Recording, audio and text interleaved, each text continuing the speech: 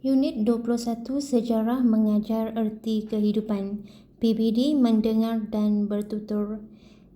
Pelajar-pelajar, sila dengar perbualan ini dengan teliti. Cikgu Nizam. Murid-murid sekalian, hari ini kita akan berbincang tentang topik bangunan bersejarah. Bangunan bersejarah merupakan bangunan warisan negara. Pembinaan bangunan ini telah melangkaui beberapa abad, namun strukturnya masih kekal utuh. Jian Wen, apakah contoh bangunan bersejarah di negara kita? Jian Wen, contoh bangunan bersejarah di negara kita ialah Kota Formosa di Melaka, Istana Seri Menanti di Negeri Sembilan, dan Candi Lembah Bujang di Kedah, Cikgu.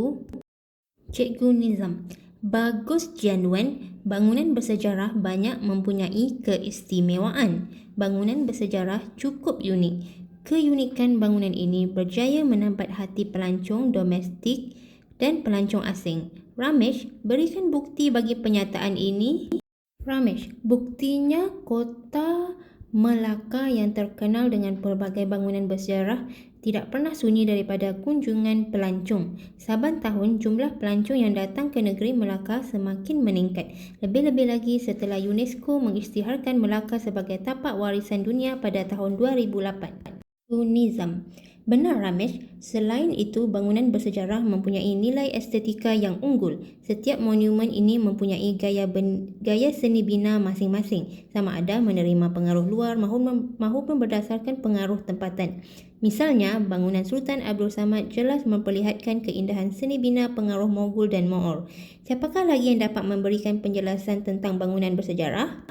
Tasha, saya cikgu. Bangunan bersejarah membolehkan kita mengimbas sejarah negara kembali. Dengan adanya bangunan ini, generasi baharu dapat memahami dan menghayati peristiwa bersejarah yang pernah berlaku di negara kita.